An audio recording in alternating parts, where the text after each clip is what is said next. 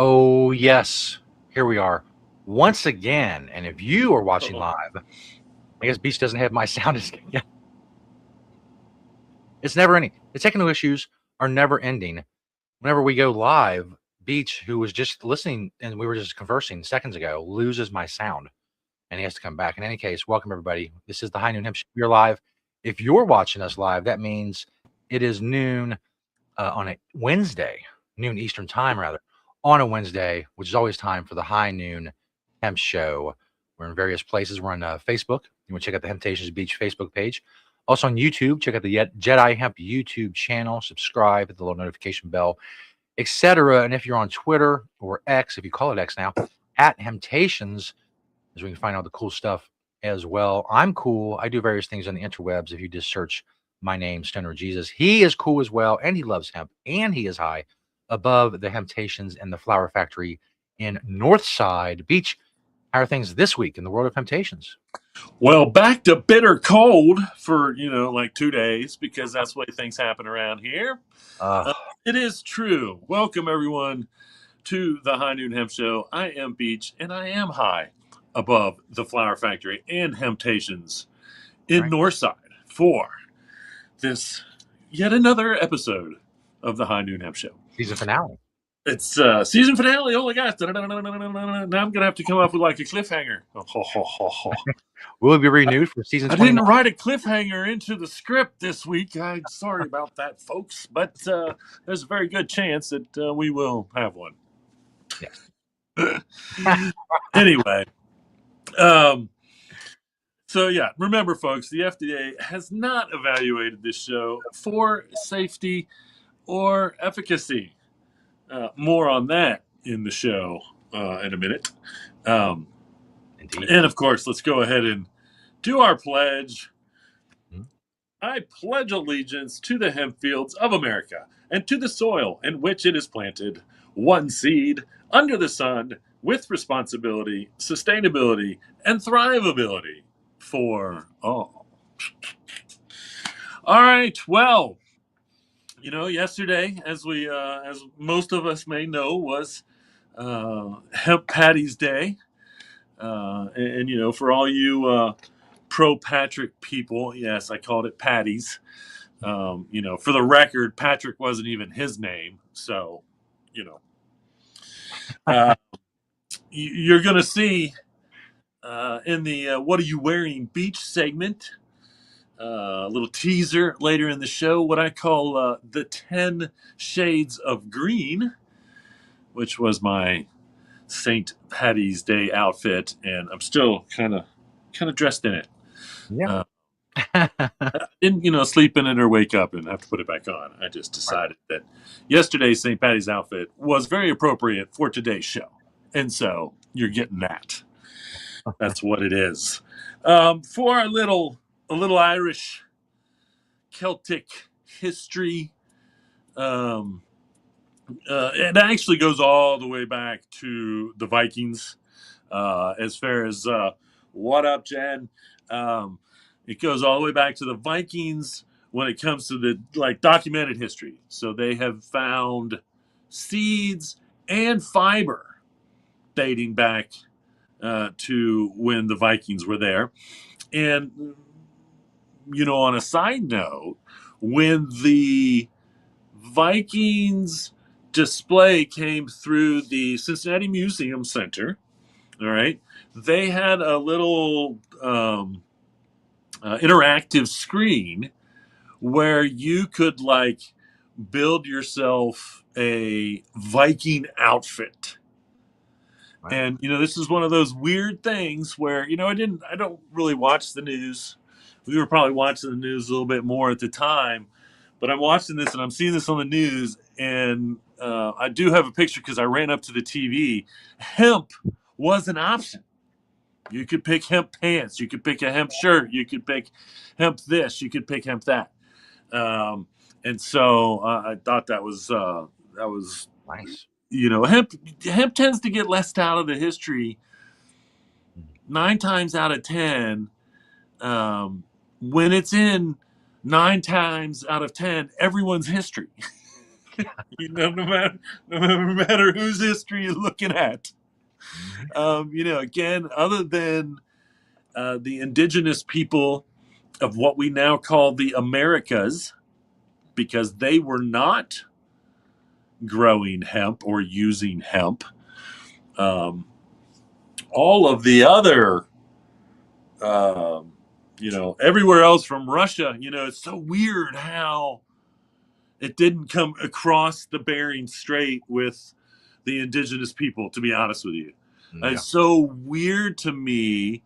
Um, and I guess it's just a time period thing because when those people were migrating, maybe it wasn't over into that part uh, of the world, so to speak, um, and so it just so seems so weird that because just the way it was, because Russia and China and the Asian countries and India, they were prolific growers of hemp. Um, but it kind of came the other way. It's like it came from the Fertile Crescent 10,000 years ago and then moved into China after that, going east that direction to make its way back over to the Bering Strait area of Russia much later than the indigenous people that came through and came around that way had entered that gate. And so there was no cannabis being grown in the Americas until the Europeans brought it here.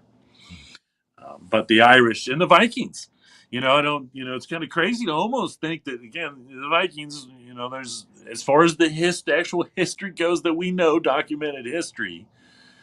If anybody wants to get credit for, say, discovering the Americas, which again is a ridiculous statement, as there were already people here that had done a pretty good job of discovering most of it, but um, it was the Vikings, way up north, and of course there weren't a whole lot of. There was even less indigenous people living up there, but there were plenty of Inuit, still are that I don't know about Greenland so much, but habited that those most northern parts of um, the Americas, what we call the Americas now.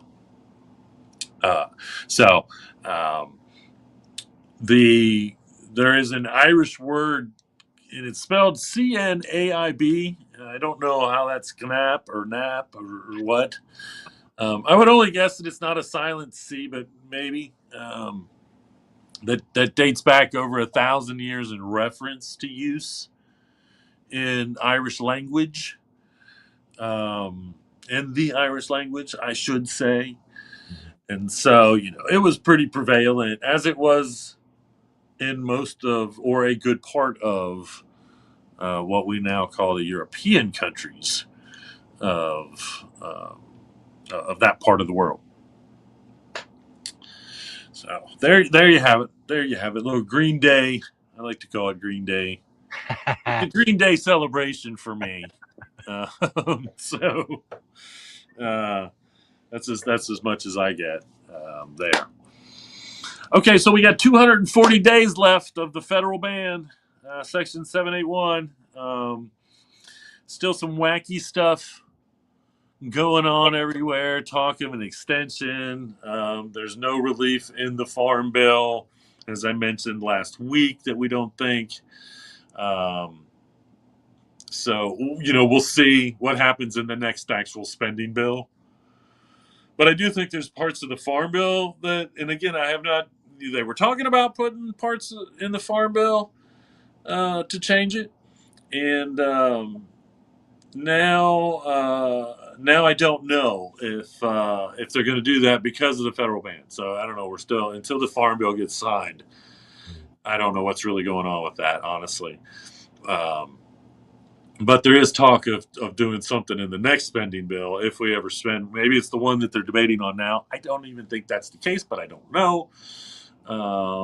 But this would be a good way for uh, any party to go ahead and take Section 781 out of this spending bill the same way that they snuck it in Right. to the last spending bill to begin with, because the country was shut down and everything is desperate, and they knew how much it was desperate, so they thought, whatever, who cares about this bill?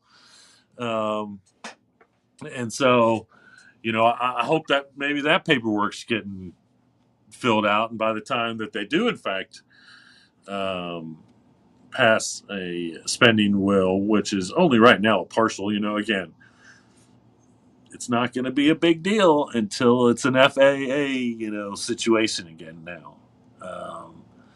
The Republicans are going to be like, no, we're not going to give in to this stupid spending just because you Democrats want us to.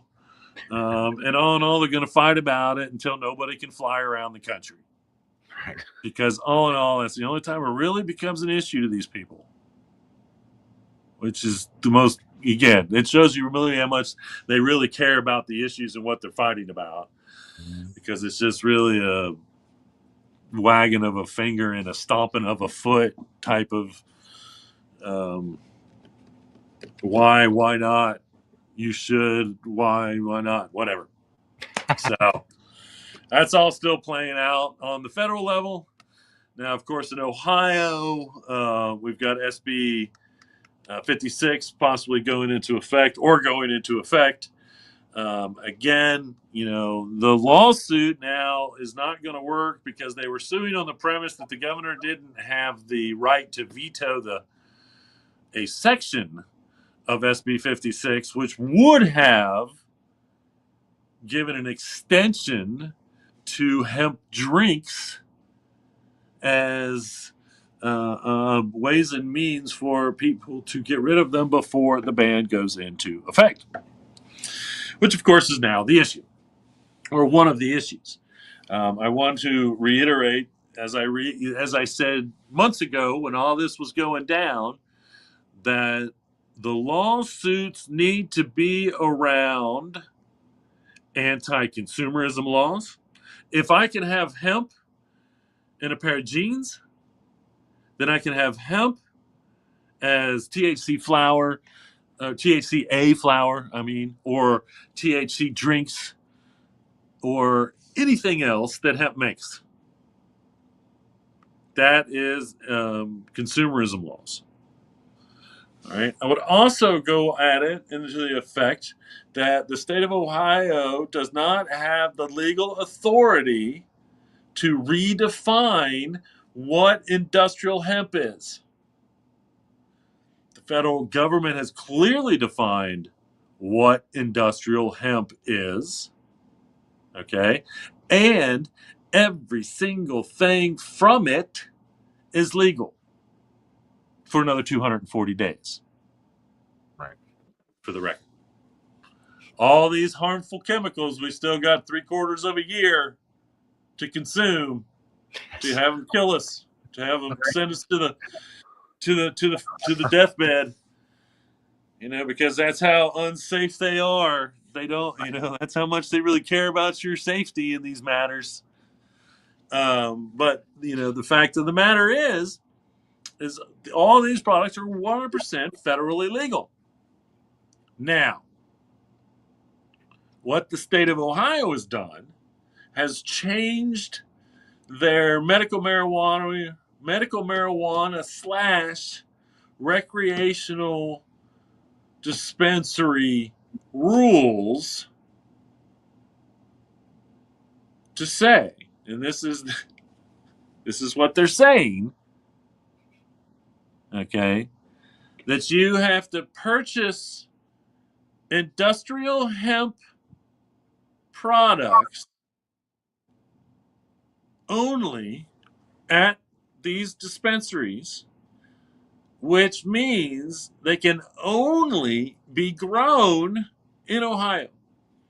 They can only be processed in Ohio. They can only be distributed to the dispensaries in Ohio. And if you or anyone else in the government can show me or get someone on record at any one of the growing facilities And again, we have a minimum already. You have a tough time keeping up with demand, and prices are stupid still because of it. If you can show me any one of these that's going to start growing a 0.3% THC or less, 0.3% or less THC cannabis plant, okay, so that they can sell you hemp THC drinks only at the dispensary that someone has to make in Ohio, which actually we do have a place in Ohio, so they may be in a good state to do that, but they have to 100% outsource. Once again, they have to outsource that 0.3% or less THC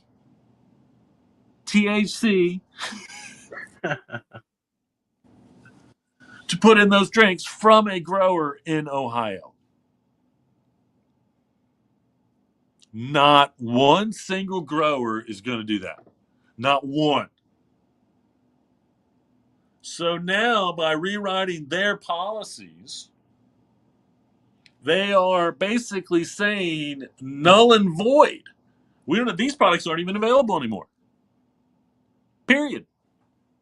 These products are no longer available because there's no way that we can supply them to you. We can't do that. We're not going to do that. No one's going to do that. All right. You're better off just going tappity tappity tap tap tap tap tappity tap tap on the old computer and finding the 50 to 100 to 1,000 places online that you can order hemp drinks or THCA flower or any of these hemp byproducts. All hemp byproducts are legal. These are hemp byproducts. Whoa. What happened? That was weird. Am I still there? Yeah, I Okay. think you're here. Man, that was weird. It's like my window just closed. I was hitting on the table. My phone is like, don't get so upset, Beach. Okay. Take a breath. Take a step back.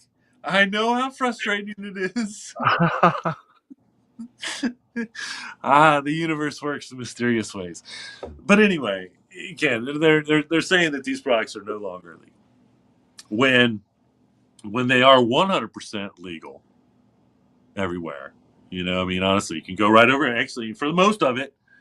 Now, the drinks thing is an issue because I don't know how those are available. I don't know if you have to go to the liquor store or what, because Kentucky put the drinks under their alcohol supervision, so to speak, their alcohol division supervision, which is terrible because that's like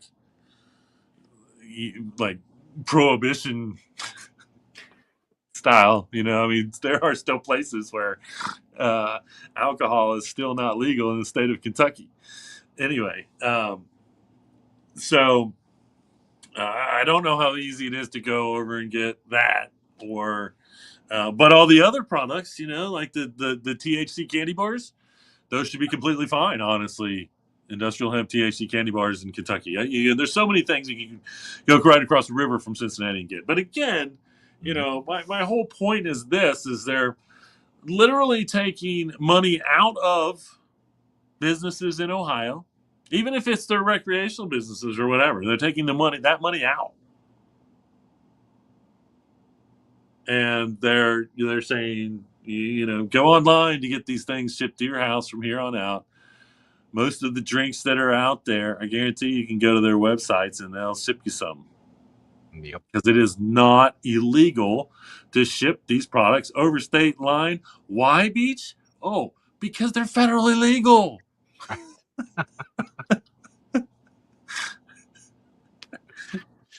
And guess what else? It's not a possession issue in Ohio. All right? I'm walking down the street drinking my THC drink. Doesn't make any difference where it came from. That's still legal. That's still legal to walk down the street and drink your THC drink. So you get it shipped to your door, and you can go out in public with it. So why would I go buy it at an overpriced, overtaxed dispensary? Why would I do that? I won't. Most consumers won't. Once again, this is why this is an attack on consumerism. Okay, it's not an attack on cannabis, it's an attack on consumerism. It's just, all right. There you go. Let's get on. Let's get on with the on. And then we'll see. I guess that's the cliffhanger. Come back from, I believe, season 13. Is that correct? No, it's going to be season 29. 29. Close. Yeah. We're almost halfway there. Yes. People wonder why I can't remember what I said on the show a year ago. Anyway, so season 20. This is season 29. We're coming back for season 30. We're coming back for season 29. This Okay. Okay. All right. Wow. All right. Woo. I'll get it straight. But that does mean that season 31 could conceivably be happening. I don't know about the timeline, right around the time that we are celebrating our 31st anniversary of being open at Temptation. So anyway, here's your 29 season cliffhanger. Next week could be a whole different situation in Ohio. We'll see if they come in here like gangbusters and take all the hemp genes and stuff out of here. I don't know if that counts under the supposed ban or the supposed move under the policy of the marijuana in Ohio, because I don't, they haven't really defined what intoxicating hemp is, and are they just going after the THC? Because it's at this point, it almost sounds like that's all they can really go after. But again, it's not very clear. It's not clear at all, in fact. And so there's just yet another challenge to this SB 56. It's like, what in the heck are you even talking about when you're talking about what I can and cannot buy at a dispensary in Ohio to begin with when it comes to hemp? Hemp. All right, which they have no right to regulate.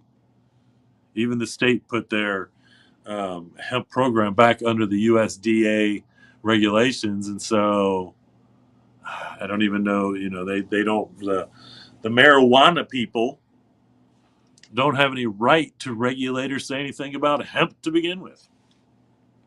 Okay, let's get on to the product spotlight. 4 from the store, 1 from my door here on the High Noon Hemp Show. Indeed. I think we all need to go up to the State House and give them a hash hole. And we'll tell them right where to put that hash hole. No, that'd be a waste of a hash hole, in my opinion. But federally legal hemp, that's all I'm going to describe this as. Comes in an indica sativa hybrid. And there they are. That is me. Sound effects. I have a sound effects machine over here. Did you know that? All right. I've uncovered some old pillowcases. Wow. This particular color pattern, they come in a 24 by 24. They're all square. 24 by 24, 18 by 18, or 12 by 12. So, if you want to go find a pillow that needs a pillowcase in those dimensions, there you have it. And I do believe I might even have some other colors. I think I saw, and I should have pulled them out too, some placemats. And I might even have tablecloths and all that somewhere, because I know I have a lot of backstock of this, and it's kind of been boxed away with all the moves and everything. Not a priority to get out, but I'm getting it all out, and so there you have it. Doing good deals. Some of it's a little faded, might need a little washing. Not faded, I think, as much as maybe a little dusty, dirty, possibly being displays for years out on a shelf. But anyway, how about some from the field cat toys? And so, if you got your cat and they love to play with them, some of these are like refillable with catnip. Some of them are just, like some hemp string, which they can chase. And they love the little balls with the hemp string on it. Some of them look like big fat snakes that I think they really like to go after in one way or another, maybe. So, if you got a cat, it needs a toy, how about a hemp toy? Seems like a great idea. Every cat that I've ever had has loved their hemp toys and played with them. And then here's a little fun. I found some CBD hand sanitizer. And I know I'm probably a little late to the game because we're kind of, in my opinion, although, who knows with the way this spring is going to be, cold and flu season and COVID season. Might as well include it all. COVID, cold and flu.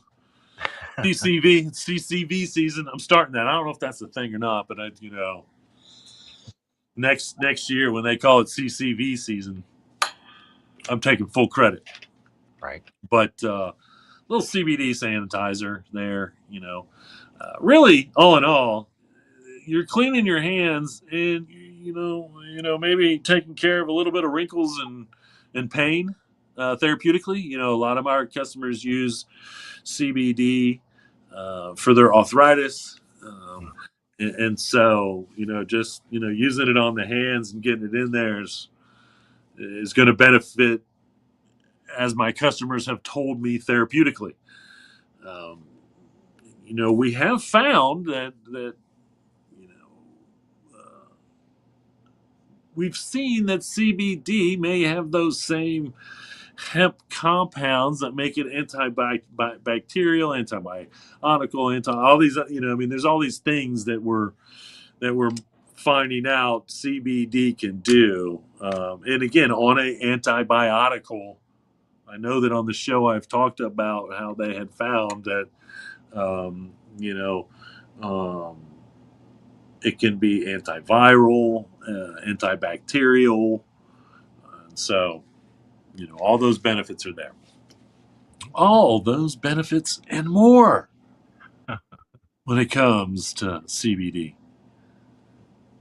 here on the High Noon Hemp Show and in Hemptations, for the record. All right, the one from my door is yet another one I kind of found that was boxed up for a while, but this is the old hemp incense, and we used to sell this.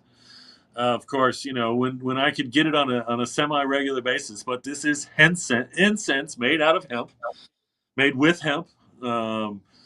Came in, I think at the time I could get like 6 different scents, and this is what they call a stickless incense. So it's like hash, Right. basically. Yeah. The same concept. Possibly how stickless incense or incense came about was hash. I've never looked at that as far as the area of where incense was born and where hash came about. But there could be an actual direct relationship because, again, it is very much like that. I don't know. I'm not really sure what part of the hemp they were using. I don't know if it was like just the crushed up seed or there was hemp seed oil in it, which would make it, inevitably, hemp seed oil would make it burnable. And so, I really don't know what part of this incense was actually or is hemp. But there it is from my door. Little black love. Right. Yes, indeedy. I can't say no to that. And I will not say no to that. Indeed. 4 from the store, 1 from my door here on the High Noon Hemp Show. Indeed. Which of course brings us to the beachwear segment. We know, and if you've watched the show for any number of weeks, we talk a lot about all of the hemp records, and in this case, exclusively specifically the hemp clothing records that Beach has set and holds. They are many and they are varied, but they're all have one thing in common. They're all unrecognized by the Guinness World Records. They are officially of the opinion that they do not care what happens to cannabis or hemp, but they will cover literally anything else in the world that happens. The only rule is it can't be cannabis or hemp related. Otherwise, the Guinness World Records will cover it. And we talk about this every week before we get to the beachwear segment, just to prove a little bit that I'm not being dramatic about this. They will Well, literally just a little, but any I'm always a little dramatic about everything. But in this case, they will cover anything. This guy I'm about to tell you about. First of all, very impressive. I can't do what this guy does, but that's not quality. That's not. I don't think that should be a standard for a record. The things that I can't do, I can't do most things. It is impressive. This guy holds 14 world records. He has broken this record himself 3 separate times. He has broken his own record. You're saying to yourself, Stern, geez, this must be very, very important to the world. They keep going back to this guy's home country to cover him breaking all these records, and he keeps breaking this record. What important thing is this guy doing? Well, he's doing thumb push-ups. He broke his own thumb push-up record. He did 66 thumb push-ups, which looks very painful just to look at that picture. 66 thumb push-ups in 60 seconds. Again, very impressive. I do less than one. I can do less than one thumb push-up, and I have done less than one thumb push-up in my entire life. Very impressive. Very, very useless. I'm sorry. It's just, when is this going to come in handy? When is this guy? When they're going to say, "Where's the thumb push-up guy? We need the thumb push-up guy right now." yeah. Well, congratulations, guy, for your all your accomplishments. But it's not hemp. Come on, hemp's saving the world. This guy's doing thumb push-ups. Give me a break. In any case, that brings us to the Beachwear segment where I ask Beach one very important question. First of all, Beach, how many thumb push-ups can you do? And second of all, what are you wearing, Beach? I can do -1 thumb push-ups. I'm sure of it. So, Yeah, I'll commit to -1 thumb push-ups. my thumb would just My snap. personal record.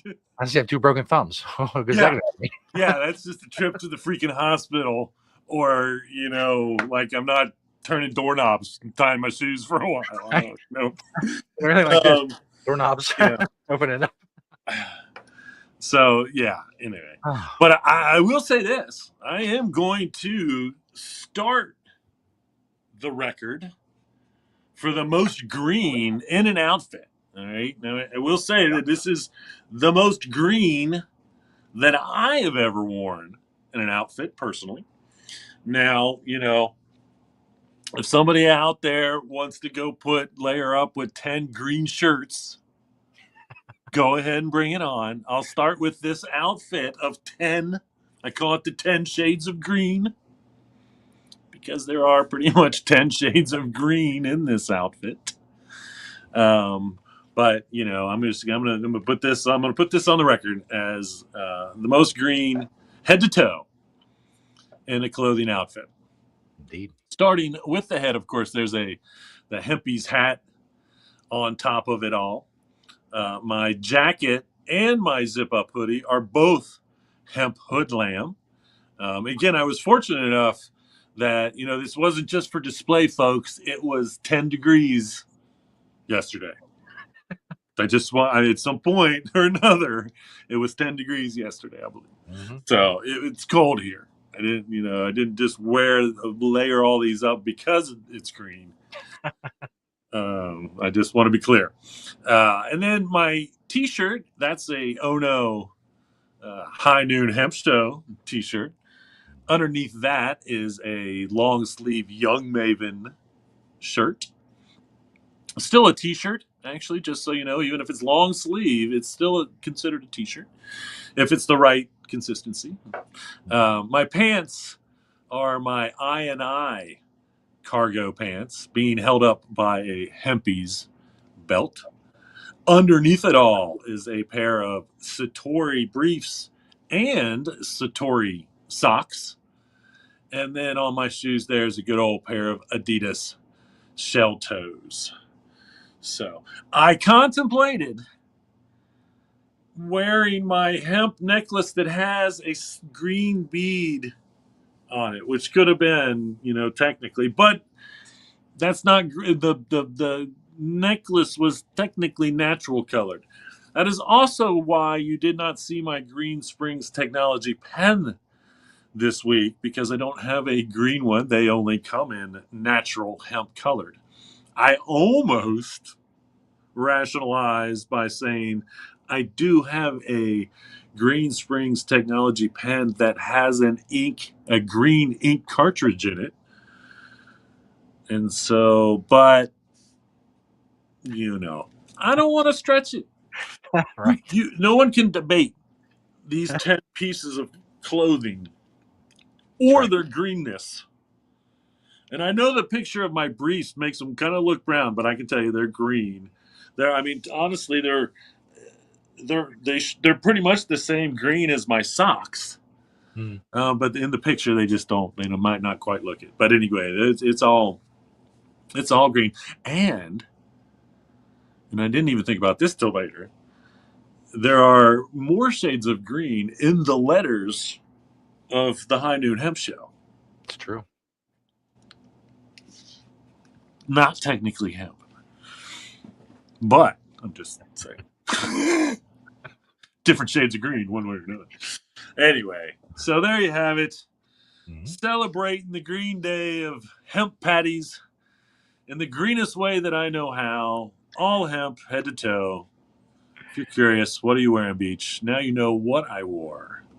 Mm-hmm. Either way. All right. Well, we're going to have us a fun little trailer here, and we'll be back with some news.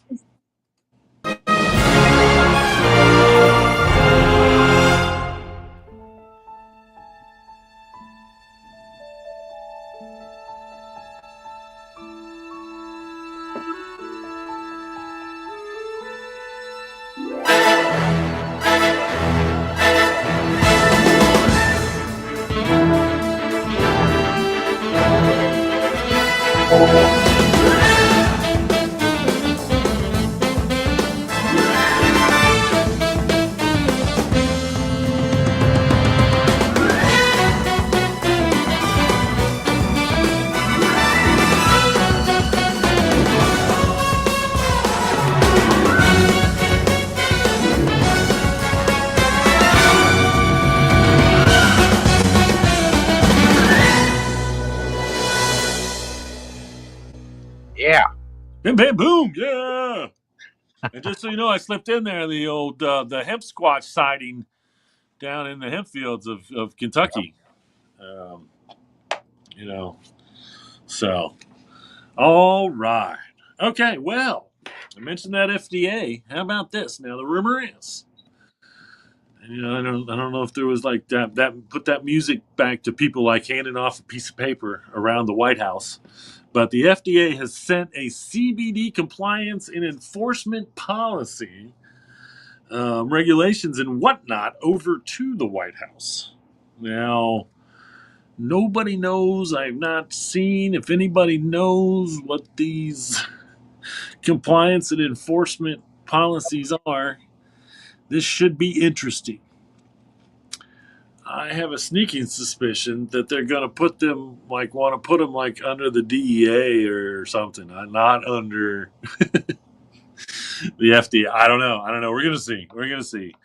Um, so yeah, we got to find out exactly what this even means as far as CBD compliance. What does that mean? You know what I mean? And as far as enforcement, what does that mean? In all honesty, if they just approve it as a supplement, then all the enforcement they have to do is pay attention to medical claims, which is what they do now, regardless of whether it's approved as a supplement under the FDA. You can't make medical claims about CBD. The FDA will come after you.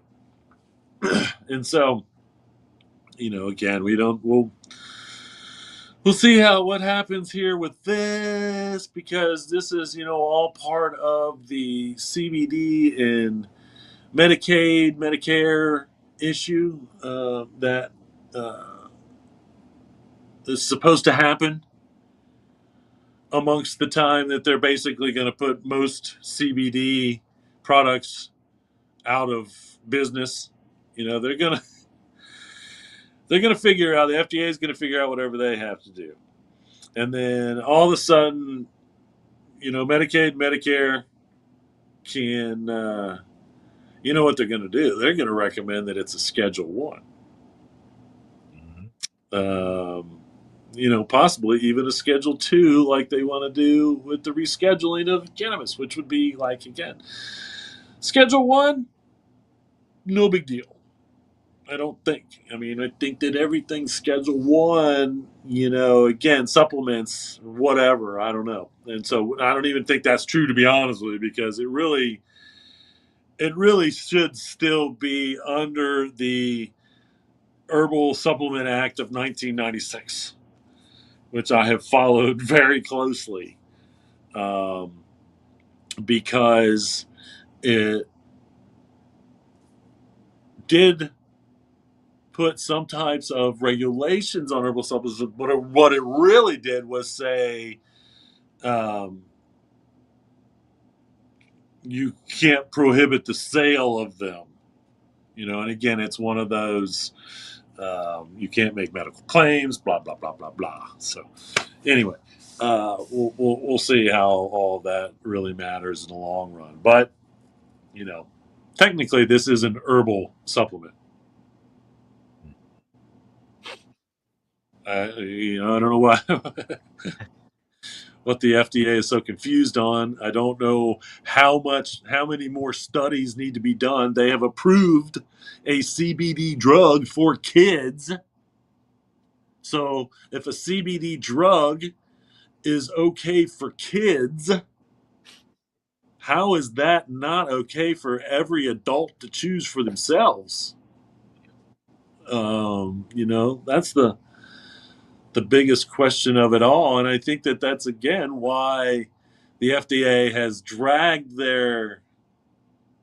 um, their feet on this, is because they did approve a CBD drug for kids. And then they didn't want to come out and say, well, we didn't really have to approve this because CBD is okay as a herbal supplement, and you can just go down to Hemptations and get a CBD inhaler that is actually more powerful, just as safe, and costs a lot less than the FDA approved pharmaceutical drug. True story. That was the case when this happened. I was selling CBD inhalers before the FDA approved the CBD inhaler for kids. Oh, um, South Carolina shops. The shop is suing the DEA for seizures of hemp. Okay, and um, I don't even know like why I didn't. I knew that there was some shops in South Carolina got raided. I did not realize that it was the DEA.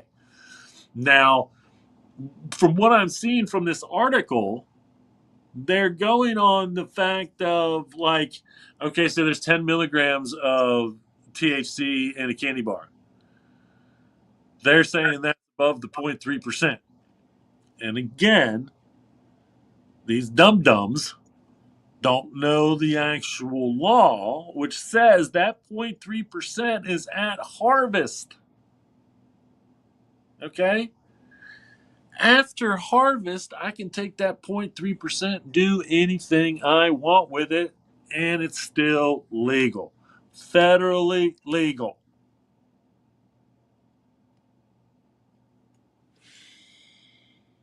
So I don't know why the D again. This is going to be an interesting lawsuit. And again, I think what this is going to do is reiterate, because again, once this is put in front of the judge is like, yeah, you guys are idiots. This has happened everywhere. Everywhere I've ever seen. This is, again, one of those things where I've seen happen before. They go in as local governments, and again, these are the guys that are supposed to know. Anyway, but the local governments or small town governments or whatnot, you can't sell that. It's above the 0.3% THC limit. And that's not how the law is written. Now, that's what they want the law to be. That's what this ban. Now, I believe if what's included in the Farm Bill is still there, then that's what this is. It limits total THC to the product, the end product. All right. And again, by doing that, it takes all full spectrum CBD products out of the query, which is the most effective CBD product, or CBG or CBD is a full spectrum. So that won't happen. And if you're in Minnesota and you want to make hemp drinks, I mean, Minnesota was they had it right, and then they went and messed with it. Honestly, it's hard to say that Minnesota had it right when it came to THC hemp and whatnot, the drinks, and it all started as a drink thing, and this was years ago. Years ago. And then just recently they said, well, again, we get it. It's all successful. And so we're going to take control of it. We're just going to take complete control of it. And, once again, if you want to make THC drinks or sell THC drinks, I'm not sure how it all works. What I saw was the actual makers. Okay.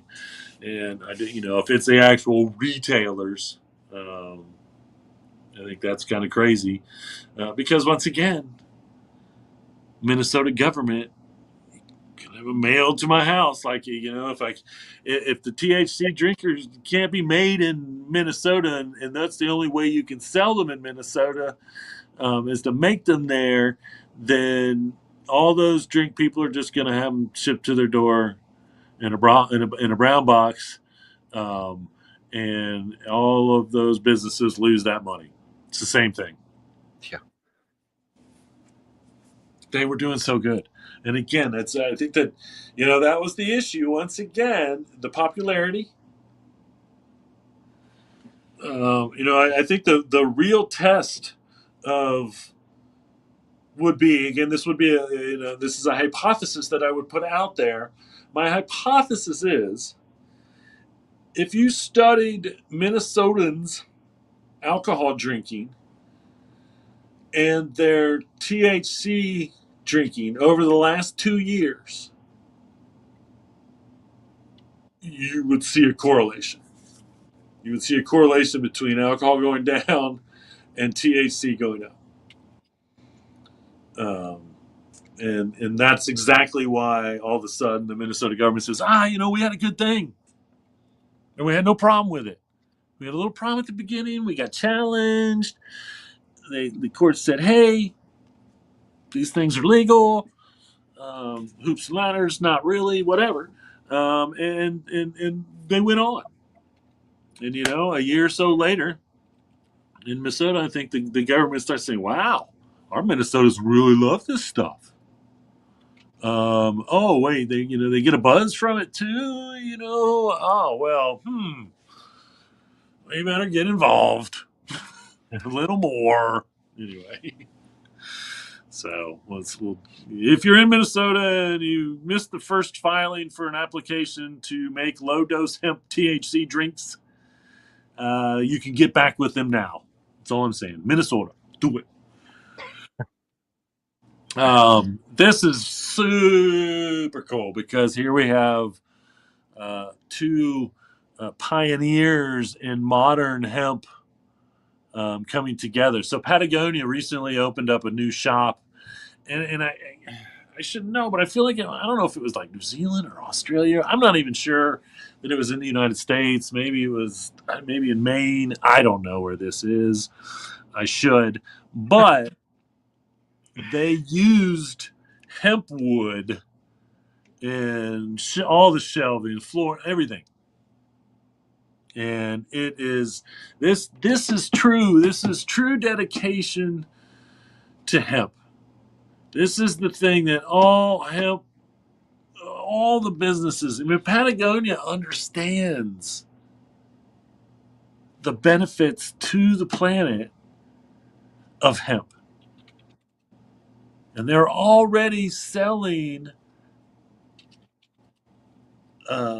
United States grown hemp clothing products. I have a hat and a pair of shorts, and this was from years back. But to invest into hemp wood, and again, it's nowhere around here. Hemp wood is in Kentucky. Um, if you don't know, it's nowhere around here.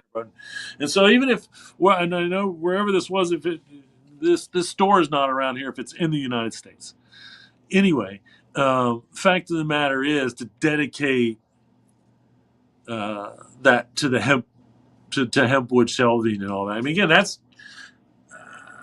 I'm not saying I was the first, but you could have walked through any Hemptations 10 years ago, and 97.8% of the shelves would be made out of hemp.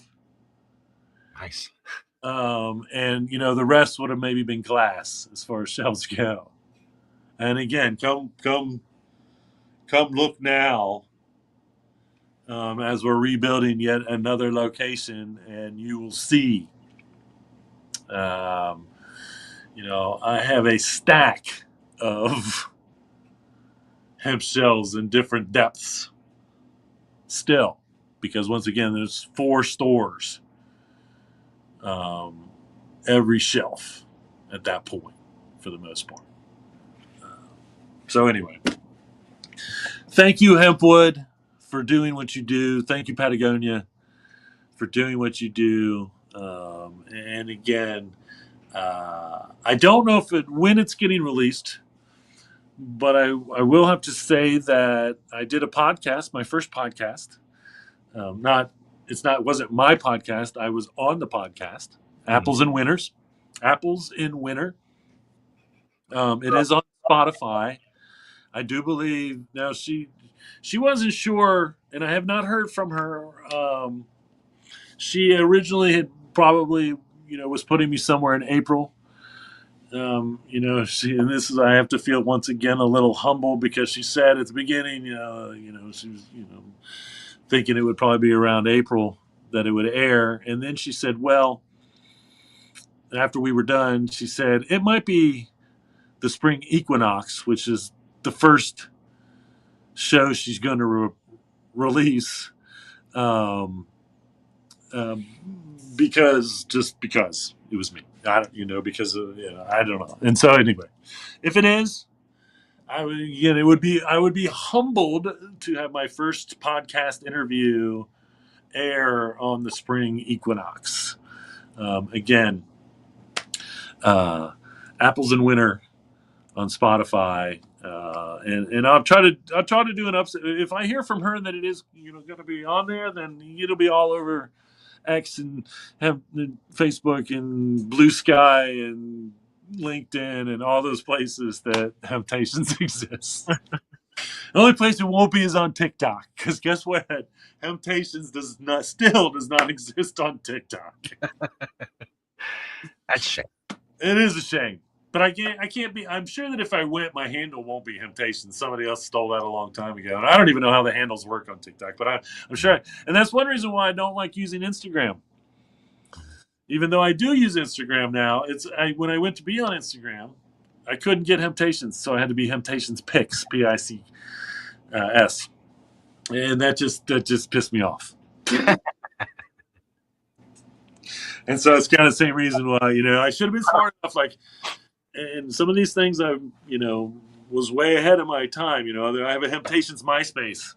I think still we have a Hemptations MySpace. I don't know. I haven't tried to, but I did have a Hemptations MySpace page for a long time. Anyway, um, uh, we'll stay tuned. Stay tuned to that and see what happens.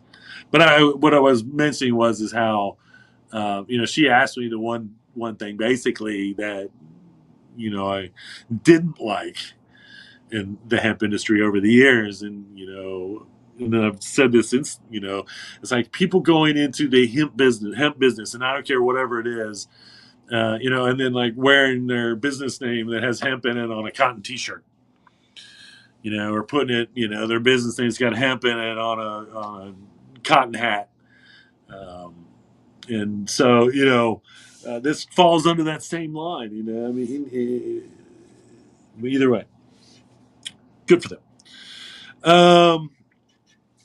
So the article was titled "The Natural Materials That Make Homes Feel Warmer in Winter and Cooler in Summer."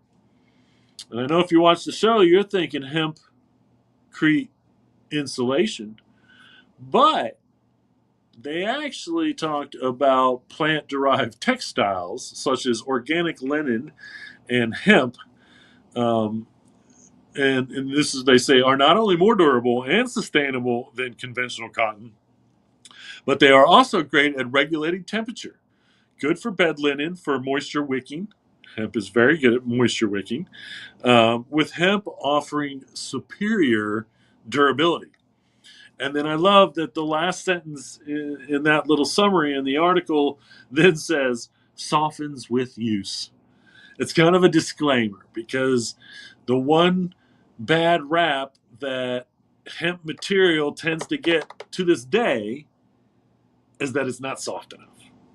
Mm-hmm. And, even 30 years ago when we opened, maybe 27 years ago when we started selling hemp clothing, we started, saying hemp doesn't wear out, it wears in. And that's the truth of it. Again, I have very little hemp clothing, and I haven't bought a whole lot of hemp clothing for 10 or 15 years, honestly. Just little bits here and there. But, there was that 10-year period from probably 2005 to 2015 where business was good, and we really stocked up on got a good selection of hemp clothing and whatever. And again, don't get me wrong, some of my hemp clothing goes back to almost day one. My Ohio hempery clothing, even the Adidas, that was very early when we opened. But so anyway,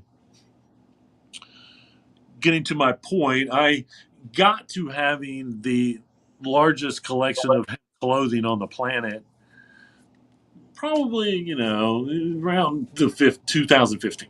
That's just a guess. I'm not, well supplied in it. I haven't had to buy shoes, socks, underwear, and nothing.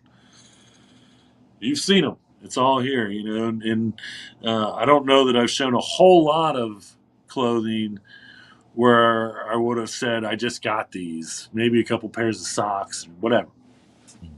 So, that's my dedication. And that should be, I just feel like that should be everyone's dedication if they're going to be in a hemp business. I don't care what they're doing. It's just the right thing to do, ethically, business ethically. So I reported about Badger G. Okay, Badger G was the first hemp plant that was bioengineered to have no THC. And this has not been done in the United States, but it was approved by the USDA. Now, Badger G, there are two more hemp plants that have been approved by the USDA in the Badger family. One is Badger Zero, and supposedly they have removed all cannabinoids from Badger Zero. Now, so if it produces decent seed right out of the gate, that seed market. I mean, if you want to grow seed, um, and I don't know if I read this right, because I don't know that this was. Uh, I'm gonna have to go and check out the USDA regulations to see if this is really true. But they implied in the article that these cultivars of hemp don't fall under the category of having to have required testing at harvest. So if you invest in these seed, you don't even have to have your plants tested at the end of the year under the USDA regulations, which is where we are in Ohio. So we'll see if that's true. And again, Badger Zero. I mean, if that's the case, then Badger Zero is your seed. And depending on how tall Badger Zero grows, maybe fiber. That's no. I haven't seen those specifications. What are the specifications of Badger Zero? For that matter, what are the specifications of Badger G? No, well, I know Badger G is a CBG. Okay, that's why it's called Badger G, because it's actually high in CBG, cannabigerol, which we know is good, but not proven to be as effective as CBD. And again, non-euphoric, so to speak. And so, again, Badger Zero, no cannabinoids, no CBG, no CBN, no THC, no blah, blah, blah, blah, blah. And a long list of them, none of them exist, supposedly. And then you have Badger PMR, which naturally resists powdery mildew. And if you're a cannabis grower for flower, then you understand the importance of fighting powdery mildew. Okay? It's mites and mildew, folks. Just so you know, the two big ones, mites and mildew, the two worst directions you can go. And so now I didn't see the specifics on what this was. Is this now back to being a high CBG that is resist powdery mildew? Or is this another? And again, if you're taking the cannabinoids out, who gives a crap?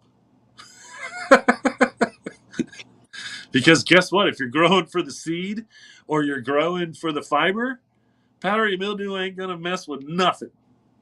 It's not going to mess with nothing. Not on a scale that would destroy crops. That doesn't exist. Again, this is only a threat to the flower. All right, so this is only a threat to CBG, CBN, CBD when it comes to hemp in the flower. So, if they start coming out with these resistant to powdery mildew CBD Badger and CBG and CBN, then that's highly beneficial to that specific flower hemp plant or hemp plants. And,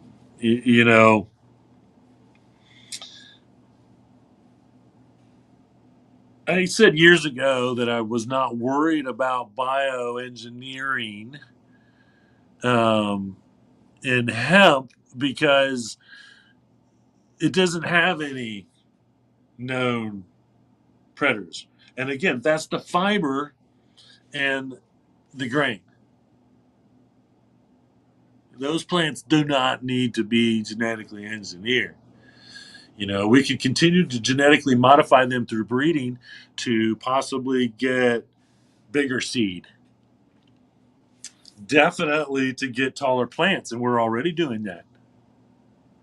All right, we don't need to genetically engineer a cannabis plant to grow taller because that would probably be like, and again, I don't want to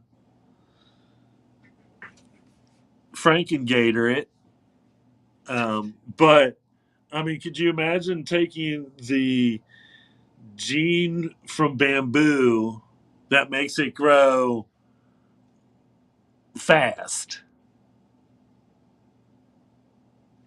and then adding that to a hemp cultivar that we know already grows super tall?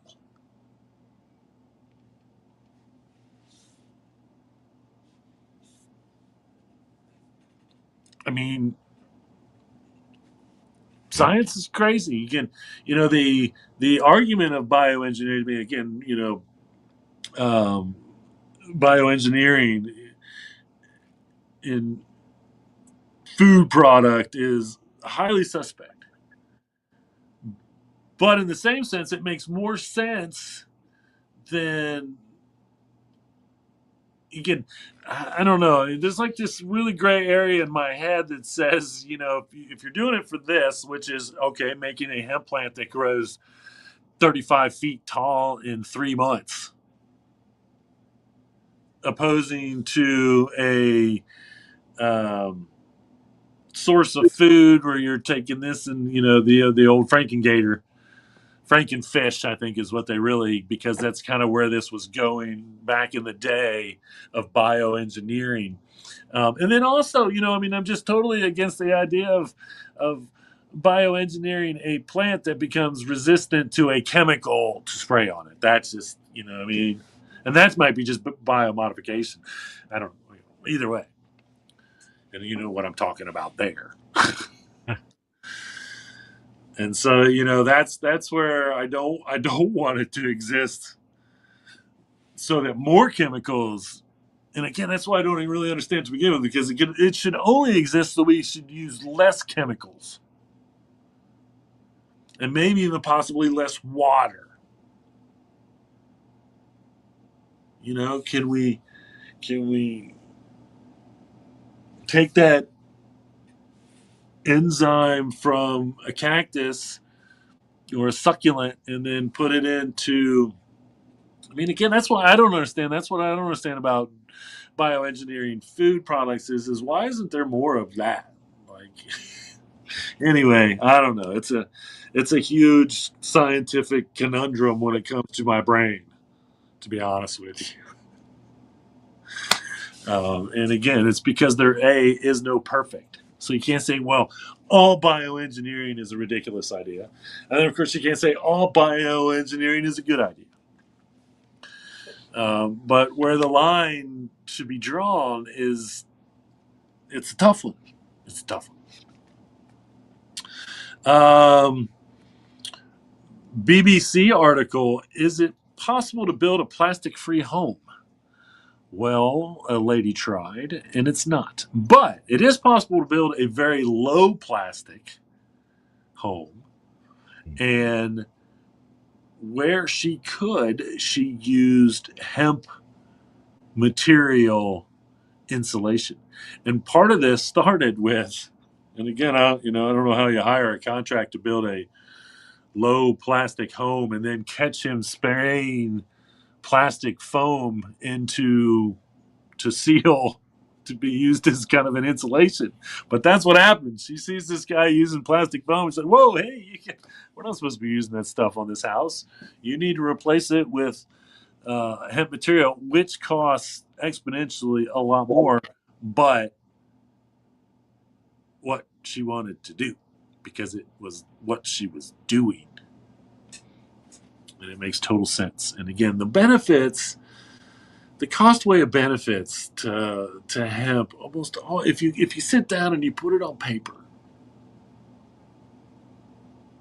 they're almost always there. When it comes back to, and again, this is the way it was 30 years ago when I was trying to convince people to buy, hemp shirts or hemp clothing. I was like, again, doesn't wear out, it wears in.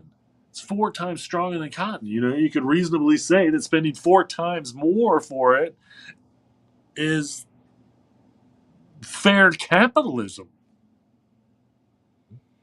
It wasn't expensive because of that, because we wanted it to be. It was expensive because the supply and demand economics, which was, Demand was growing, supply was low, so prices increase.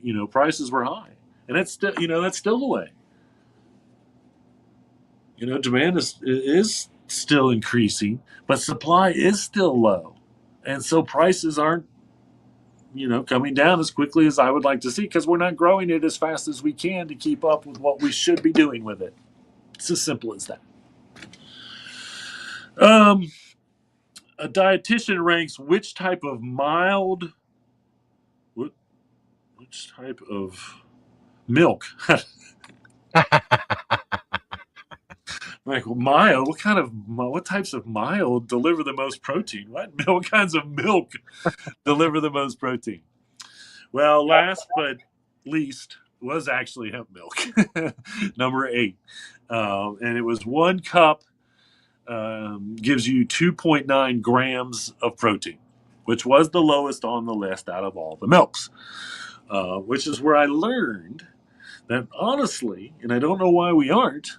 I don't know why, but maybe it's a process thing. We should all be drinking sheep milk if we're drinking milk for protein, because sheep milk was like 13, almost 14% protein for 1 cup or so, or 14 grams for 1 cup. I mean, that's insanely high. Um, and again, if I was drinking animal milk, it would be goat milk, not dairy, that's for sure. Um, and that was still pretty high. I think goat milk was like 9.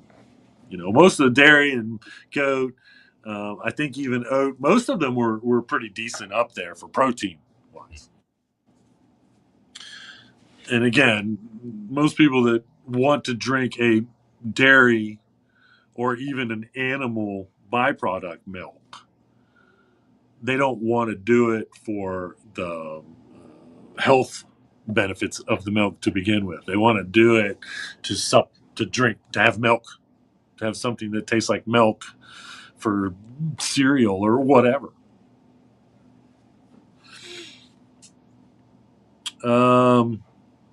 Here is a picture of a hemp block cabin being built in Tucson.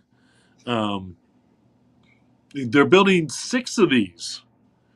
So I'm guessing this is going to be, something that eventually you'll either be able to hopefully like B&B or rent, or it's possibly a small cabin community that is building all the cabins out of hempcrete. And again, as far as insulation goes, they'll be cooler in the summer and they'll be warmer at night, which is more of how those temperatures work out in that area. Their cold isn't necessarily a winter thing. It's more of a periodic night thing. And again, obviously their nights get colder in the winter, but you can have pretty cold nights in that region of the country as well, regardless of how warm it was during the day. It's one of those desert kind of phenomenons because you don't have the trees and whatnot absorbing the warmth. I guess the sand kind of does, but and then releasing it. I don't know. I'm not sure why that is, but I'm pretty sure that's right. Okay, well, we're going to close the show today with a couple hemp nut recipes. It's been a couple weeks since I did that because I had some other recipes that I had found, but the first one here is some bliss balls, and I feel like right now everybody needs to sit down and have some bliss balls. Put them in your mouth, feel the bliss, and take some deep breaths. I don't know. And so I'm going to leave this up here for a minute. So if you want to do a screenshot, and I won't leave it up for too long because I have been doing a good job. If anyone is actually noticing, of going and posting the pictures from the show on at least Temptations Beach, where we broadcast from, and then I'm going to try to start doing that on some of the other sites too, just so I can keep everybody up to date with this stuff. Now you will see that in this recipe, there's actually an ingredient, um, hemp nut butter, which was one of their products back in the day. Cookies and butter and cheese and whatnot. Um, so here is the recipe for hemp nut butter. There you go. And what I think is honestly the most interesting and coolest thing about this is hemp butter was one of their products, but he still included the recipe for hemp butter with the recipes. And so, um, you know, all I'm saying there, same path as before. It wasn't the goal of Hemp Nut to sell you their products for these recipes. It was really the goal of Hemp Nut to give you these recipes so that you could add hemp into your diet in as many ways as possible. And of course, it was more convenient for you to say, hey, this recipe calls for hemp butter, so I can buy it from them. And then he'd be like, well, hey, if I have hemp nut, which I've had to buy from them anyway, and blah, blah, blah, and hemp oil, which I had to buy from them anyway, then, and I just say this now because all of these products are available at the grocery store. All these hemp byproducts, which were only available, like mail order, basically, when we were selling them back in the day, or small hemp shops or shops that were selling these products. But I had to be careful with the cookies because that was tough for me to resist, leaving them out on the shelf for people to buy. And now I don't understand why there isn't a whole line of hemp cookies because they were good. They were great. Richard Rose, bring back the hemp cookies, man. I plead, I beg. Now the cookie recipe is probably in the book, so there's your cliffhanger. If you don't come back next week, you might not get the cookie recipe. Right? And what? And I have shown hemp cookie recipes before, but these were your traditional chocolate chip cookies made with hemp, and they were. Anyway, all right, we got a couple events. So here's one that's 325 to 327. This is the Industrial Hemp International. Now, from my understanding, this is kind of replacing NOCO. And I'm very short to get to the ball on this, so I apologize because I had no idea, that they weren't doing NOCO. And they're switching over to the Industrial Hemp International Conference. So obviously, you've got yourself a week from today to make plans to get there. But I'm sure that it would be, highly educational and worth it one way or another. Here is a week-long Hempcrete. This is also coming up shortly. 4/6 to 4/12, the Hempcrete Design and Construction Training. And so, I guarantee, and I hope they're printed on hemp, you're going to get a little certificate at the end of the week because, come on. That's a week-long training. I deserve a hemp certificate. Hempcrete Design and Construction Training people, if you don't have hemp paper, go find some to print their certificates on. Yes. Anyway, I'm sure that we're going to be seeing a lot more as the summer goes along, more Hempcrete stuff. That's kind of how it goes. So pay attention. Then, of course, 4/7, first Tuesday of the April, you have the Medical Marijuana Meetup at Mad Tree from 8 to 10. And then 4/19, you have the Cincinnati Earth Day at Washington Park here in the High State area. So, all right, folks. Well, per usual, did not have any questions. I didn't see any questions. If you have any questions, feel free to email me at hemptations@me.com or message me through Facebook at the Hemptations Beach page or the Hemptations Facebook page and whatnot. And my opinions, well, once again, fully illustrated. My thoughts were out there. I was even pounding on the table a little bit today, so that's how fired up I am about this going backwards with hemp stuff. So, thanks everybody for watching. Remember, reduce, reuse, recycle, make everything else out of hemp. Having Hemptations. See y'all next week.